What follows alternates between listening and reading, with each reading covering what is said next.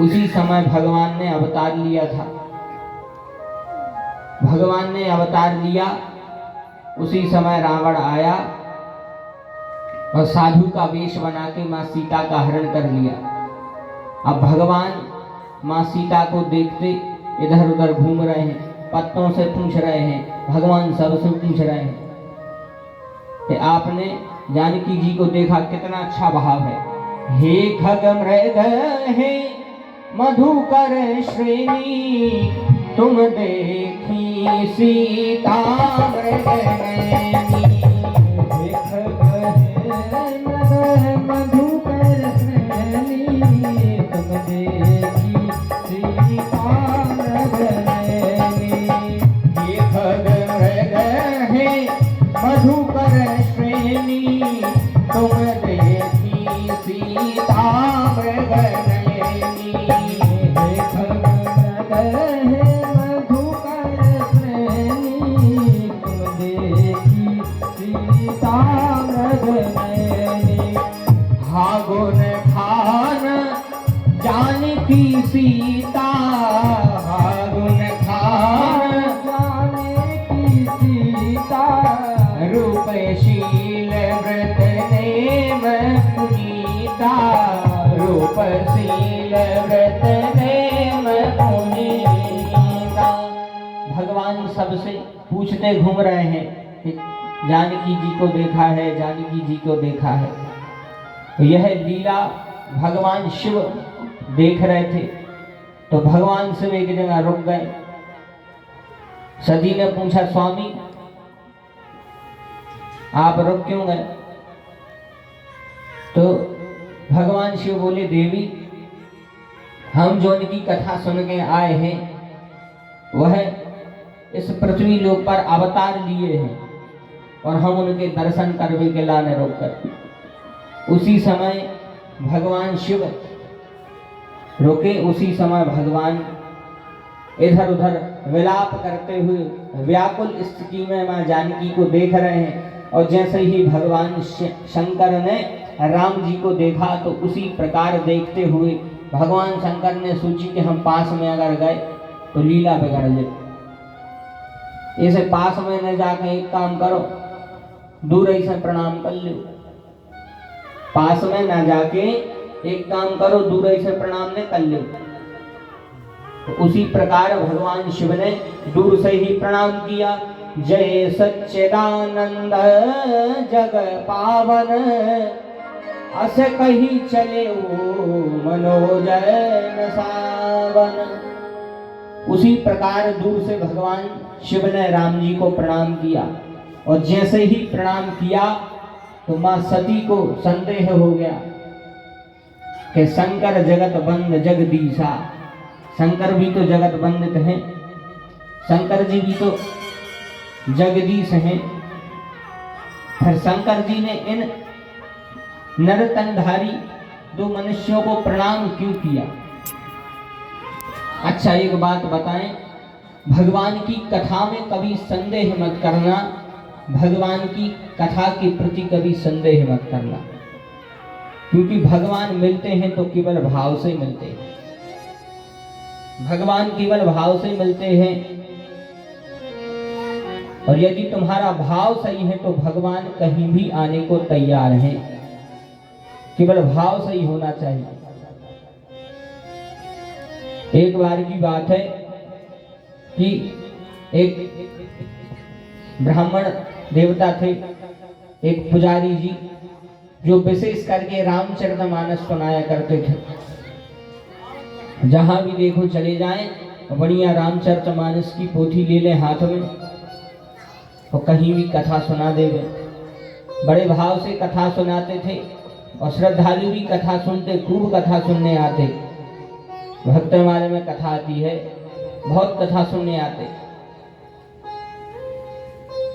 तो वह महाराज जी जब कथा कहते, उसके पूर्व एक फूल हाथ में उठाते, और हाथ में उठा के और श्री हनुमान जी से प्रार्थना करते, राम कथा के रस के तुम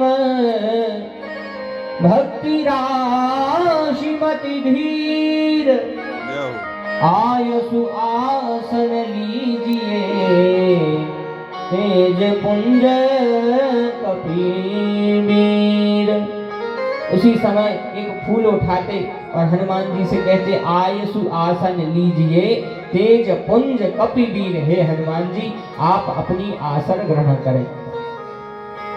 और फूल रख देते, मन में विश्वास हो जाता कि हाँ हनुमान जी आए हैं और कथा सुन रहे हैं। बड़े भाव से कथा सुनाते, जितने भी लोग कथा सुनते सब प्रमुदित हो जाते कि बढ़िया। और जितना भी द्रव्य दक्षिणा मिलती हनुमान जी को भोग लगा में बस भरण पोषण कर ले गए। तो ऐसे ही एक जगह कथा करने गए तो भैया कहते हैं मुंडे मुंडे मिटर भिन्ना। तुलसी इस संसार में भांति भांति के लोग, बड़े खतरनाक लोग हैं भैया संसार में। कछु जने दुखी ये सह देते हैं कि सामने वालों सुखी है, उनको दुख को कछु कारण नहीं है। काय भी तुम चिंता में काय हो, का बताएंगे पड़ोसी भारी बढ़ रहा है, ले एक ही चिंता। तो कछु जने ऐसे भी होते हैं कि दूसरों को सुख नहीं देखो जा तुमसे। ऐसे तुलसीदास जी भी जानत के भज जाके कलयुग के ऐसे आदमी रहे हैं। ऐसे उन्हें एक चौपाई लिखी थी कि ऊंच निवास और नीचे करे तूती, देखे न सकहीं पराए होते। ऊंच निवास नीचे करे तूती, देखे न सके पराए भी होती। जय सिया राम जय जय सिया राम जय जय सिया राम जय जय सिया राम जय जय सिया राम जय जय सिया राम जय जय सिया राम जय जय सिया राम जय सिया राम जय जय सिया राम जय जय सिया राम जय जय सिया राम जय। एक व्यक्ति आया और जैसे ही महाराज जी कथा सुनाने लगे तो महाराज जी का तो नियम था कि महाराज जी कथा सुनाने के पूर्व श्री हनुमान जी से प्रार्थना करते थे, हे प्रभु एक फूल हाथ में ले लें, कहें आप इसमें विराजमान हो जाए। राम कथा के रसिक तुम भक्ति रास मत धीर, आयसु आसन लीजिए तेज पुंज कपिवीर। श्री हनुमान जी को बुलाते, उस आदमी ने जैसे ही देखा बोले अरे वाह महाराज, ये घोर कलयुग में हनुमान जी तुम्हारे फूल पे आ रहे, तुम्हारे तक का प्रमाण है कि हनुमान जी इस फूल में आ गए? आज हम प्रमाण ही देख लें। तो भैया ईर्ष्या प्रकृति को हतो, बोले आज हम प्रमाण देख लें कि हनुमान जी आते हैं कि नहीं आते। महाराज जी के तो आंखों से अश्रु बह पड़े, बोले भैया हमारा तो विश्वास है कि यदि हम कथा कहते हैं तो हमारे हनुमान जी महाराज अवश्य आते होंगे। बोले दिखाओ आज तुम्हारे हनुमान जी कैसे आ रहे। तो उसी समय उन महाराज जी ने एक पुष्प उठाया, आंखों से नेत्र सजल हो गए, हनुमान जी से प्रार्थना करने लगे।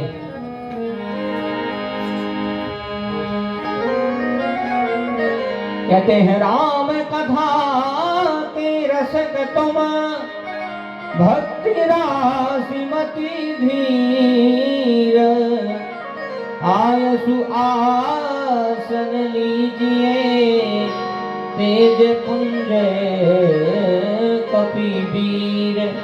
हनुमान जी से कहते हैं महाराज आज भक्त की लाज केवल तुम्हारे हाथ में है, आज तुम्हारे अलावा मेरी लाज कोई बचा नहीं सकता। बड़े भाव से हनुमान जी से कहते हैं हे मारुति सारी राम कथा का भार तुम्हारे हाथों में। हे मारुति सारी राम कथा का भार तुम्हारे हाथों में। हे मारुति सारी राम कथा का भार तुम्हारे हाथों में। हे मारुति सारी राम कथा का भार तुम्हारे हाथों में। हे मारुति सारी राम कथा का भार तुम्हारे हाथों में। हे मारुति सारी राम कथा का भार तुम्हारे हाथों में। हे मारुति सारी राम कथा का भार तुम्हारे हाथों में। हे मारुति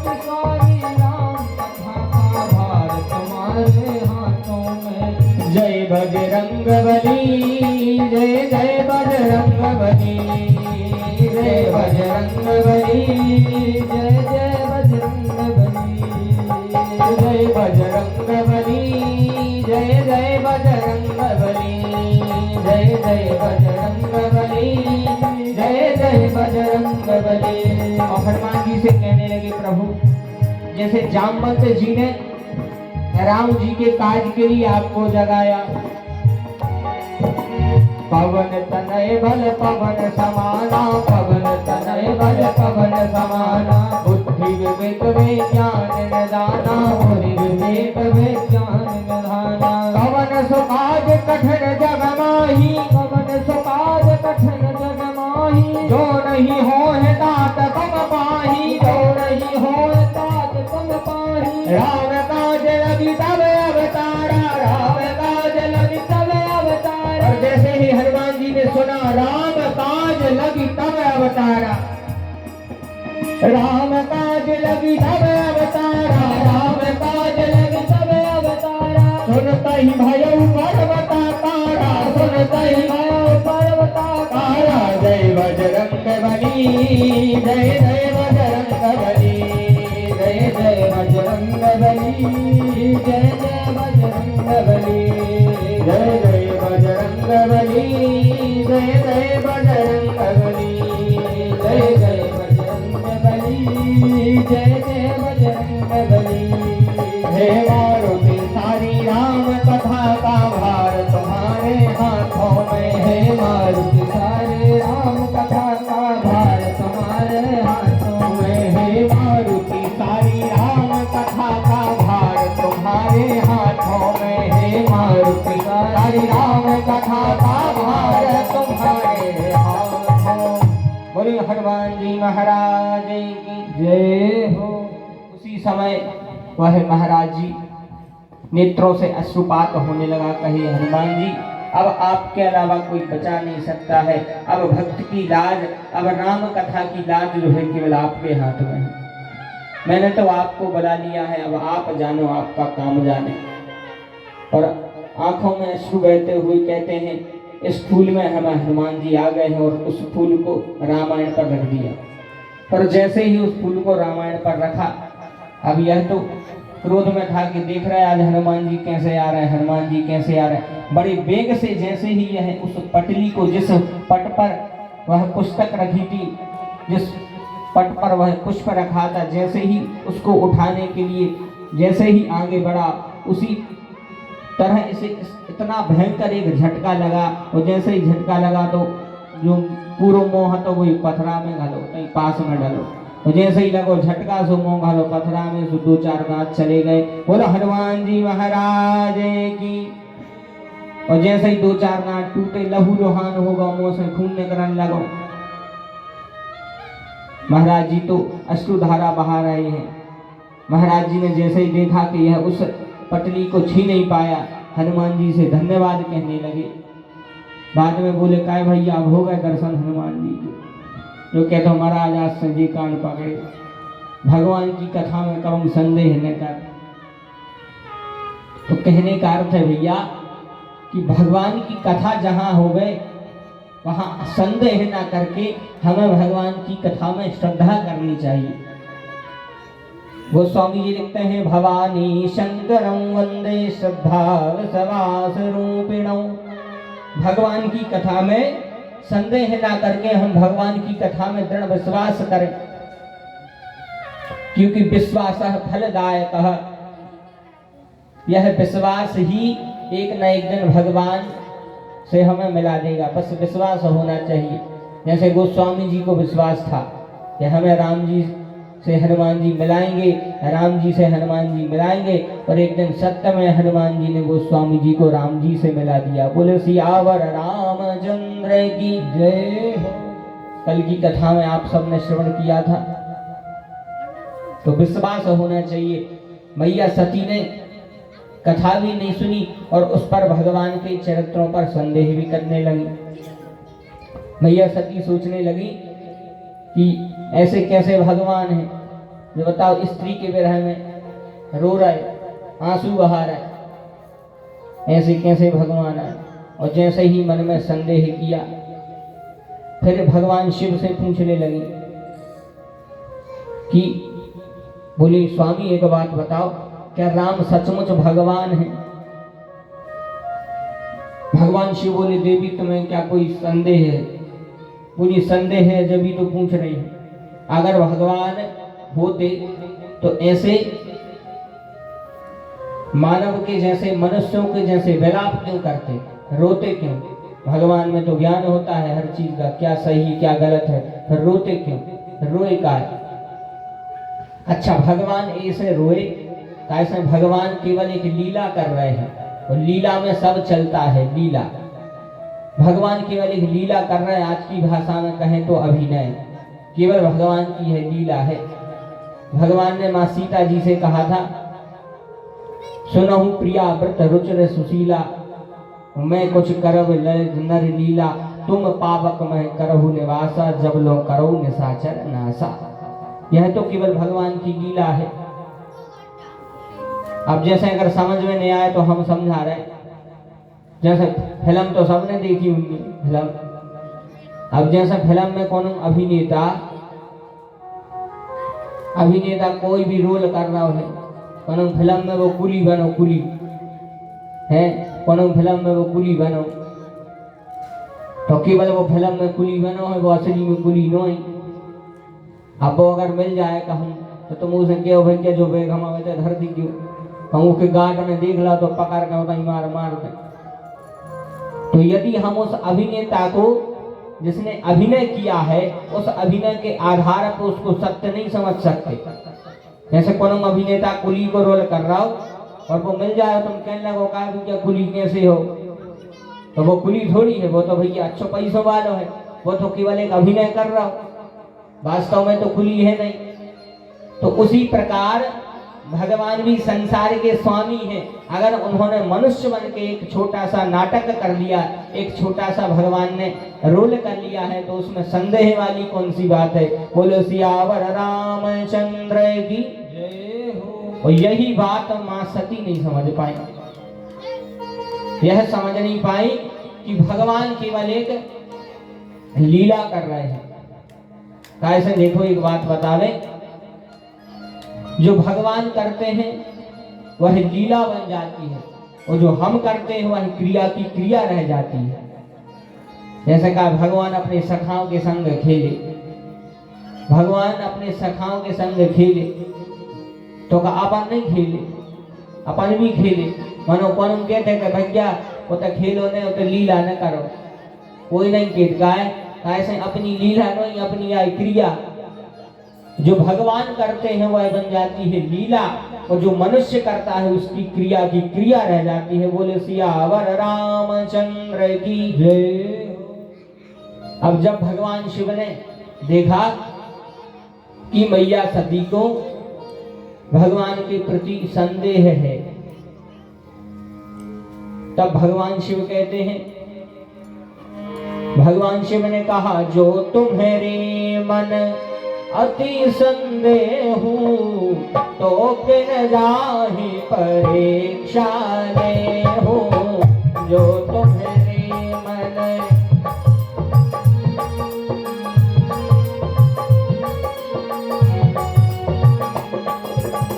जो तुम्हारे मन अति संदेह हो, जो तुम्हारे मन अति संदेह हो, तो किन जाहि परीक्षा ले हो।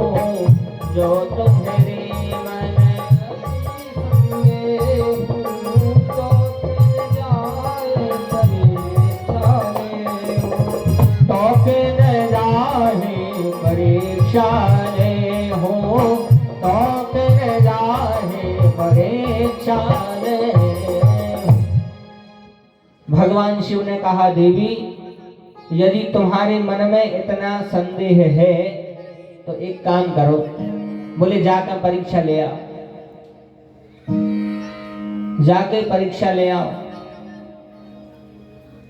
लेकिन भगवान शिव ने एक बात और कही थी, भगवान शिव ने एक बात और कही थी मां सती से, बड़े ध्यान से सुनने योग्य है।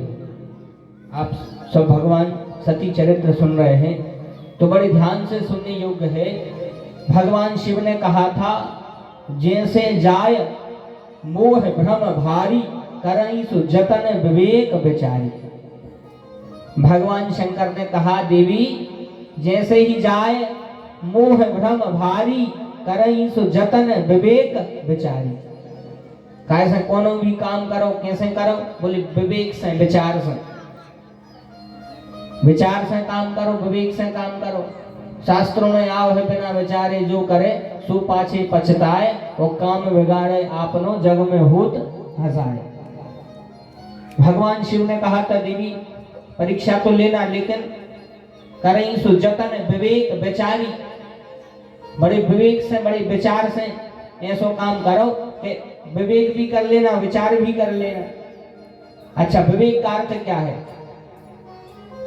बोले विवेक का अर्थ है जो हमारी बुद्धि भ्रमित हो रही है, बुद्धि को भ्रम रुक जाए और जब हम निर्णय लेने सो बड़े विवेक से निर्णय लेने में वो होंगे थे विवेक।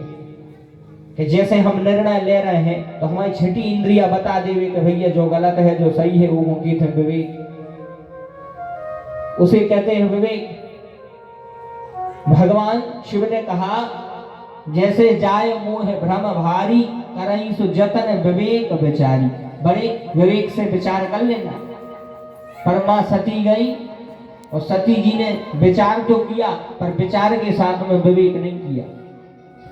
गोस्वामी जी दोहा लिखते हैं पुनि पुनि हृदय विचार धरि सीता कर रूप आगे होइत ही पंथ चले जही आवत नर भूप। गोस्वामी जी ने लिखा नीचे दोहे में कि पुनि पुनि हृदय विचार कर धरि सीता कर रूप, केवल विचार किया। और भगवान शिव ने क्या कहा था? करे ही सो जतन विवेक विचारी, तो विवेक के साथ में विचार करना। पर सती मैया ने विवेक के साथ में विचार नहीं किया, केवल विचार किया। अच्छा विचार भी ऐसे खतरनाक है, आदमी विचार तो करत है पर सोचत नहीं है, सोच में मारे भी बड़ी खतरनाक। एक आदमी ने एक जगह एक विज्ञापन दाओ कि भैया जौन को नौकरी की आवश्यकता है सो हम दे हैं। आदमी एक जगह पहुंचे, बोले भैया हमने सुनी तुम नौकरी दे रहे। बोले हाँ। तो बोले कितने दे हो पैसा? बोले हम तुम्हें दे हैं 5,000। बोले का करने पड़त? बोले कछु नहीं, तुम तो हमें सोच के बताइयो अकेले, हम सोचत भर नहीं आ, तुम हमें सोच के बताइए। इन्हें भी सोची कि अगर 5,000 अकेले सोच भी के मिल जाए तो का बुराई है, हम बता दें। अकेली सोच नहीं तो आहे तो हम बता दें। तो जो कहने लगा भैया एक बात बताओ मन तुम का करा? तो वो कहते हम सुई नौकरी करत, जो ने वो विज्ञापन दाओ तो कहते हम सुई नौकरी करत। कहते तुम्हें कितने मिला? तो कहते 3,000। वे कहते थे जब तो 3,000 मिला तो हमें 5 कैसे दे है? वो कहते जा तुम सोचो। बोले सियावर रामचंद्र की जय। कहते जा तुम सोचो। तो कछुआ हमें बड़े खतरनाक, तो सोचता ही है सही है। देखो एक बात बताएं बहुत अच्छी, विचारना बहुत जरूरी है जीवन में। बिना विचारे अगर करो तो पछताना बड़ है। बिना विचारे यदि कुछ करोगे तो पछताना पड़ेगा। एक कथा आती है, अब ध्यान आ गई तो हम सुनाए दे रहे। एक भारवी नाम के कवि थे। भारवी, एक भारवी नाम के कवि थे। एक राजा के दरबार में बड़े प्रसिद्ध कवि पंडित थे, बहुत विद्वान पंडित। उनका एक बालक था। अच्छा बालक भी बुद्धिमान, बालक भी बड़ा बुद्धिमान था, बिल्कुल कवि के जैसे। और जब वे कवि वो बालक के लाने जब अपने दरबार में बुलाए तो जब वो उस लोग बोले तो राजा जो है प्रसन्न हो जाते थे कि धन्य है ऐसा बालक, इतनी छोटी आयु में इतना बड़ा विद्वान, इतना ज्ञान। तो राजा उसको उपहार दे, वो बड़े बड़े उपहार दे में, सब कछु दे में। तो जैसे ही उपहार में राजा की बहुत तारीफ करें, राजा अपने कवि भारवी कवि से वो कि पुत्र की बहुत तारीफ करे कि बेटा धन्य है तुम्हारा पुत्र कि इतना ज्ञानी। लेकिन जब भी कवि घरे आवे और जब उनकी पत्नी पूछे कि राजा का कह रहे थे, तो वे अपने लड़का के सामने कह देवे कि राजा कह रहे थे कि तुम मोड़ा तो बड़ा मूर्ख है, ये पे कच्छू नहीं बना। वो तो अकेलो नाय माई की सुन के गप में दी थे। अब जब जवाब मोड़ा सुने, बालक सुने, वो को दुख हुई कि बता पूरी सब जने तो हमारी तारीफ कर रहा है, एक हमारे पिताजी ऐसे हैं जो बुराई कर रहा है, तारीफ ही नहीं कराई। ऐसे 2-3 बार का हो गया। जब पत्नी पूछे कि क्या कह रहे थे राजा, तो कभी कह देवे कि राजा कह रहे थे कि बड़ा मूर्ख है तुम्हारा बालक, वो में तो ना हो बुद्धि नहीं है।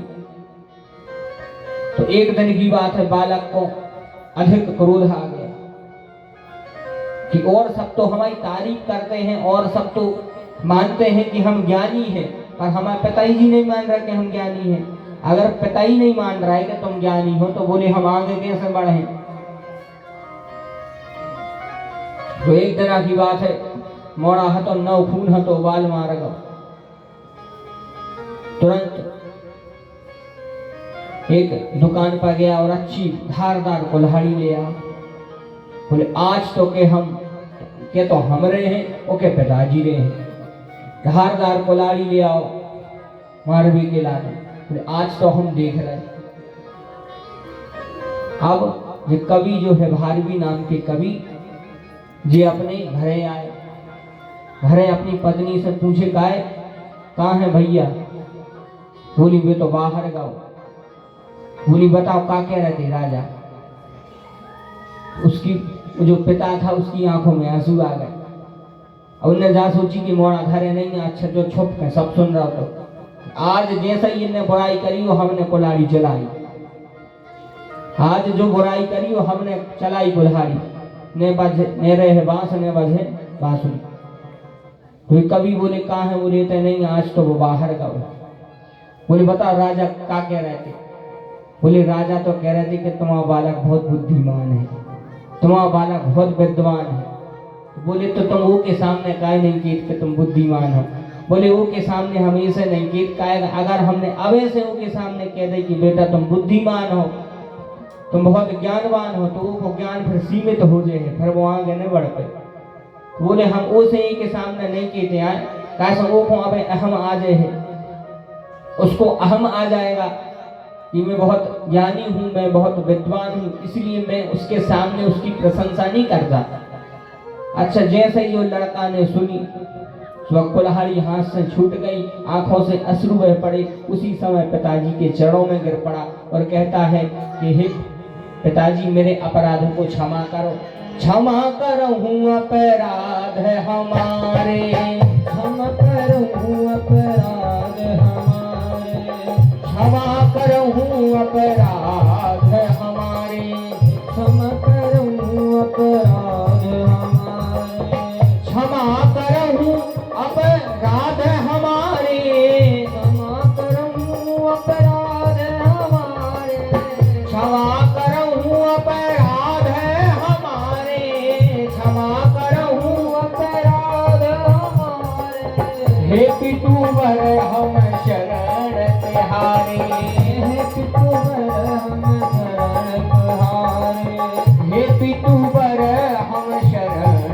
तिहारे, हे पितुवर हम शरण तिहारे। उसने कहा पिताजी हमें क्षमा कर दो, आप सत्य में कहते थे कि हम सही में बहुत बड़े मूर्ख हैं। आज यह साबित हो गया, यह प्रमाणित हो गया कि मैं बुद्धिमान नहीं, मैं तो बहुत बड़ा मूर्ख हूँ। जो अपनी प्रशंसा के लिए अपने पिता को मारने वाला था, उससे बड़ा मूर्ख कौन हो सकता है। पिताजी बोले बेटा मैं जानता हूँ, इसलिए मैं तुम्हारी प्रशंसा नहीं करता।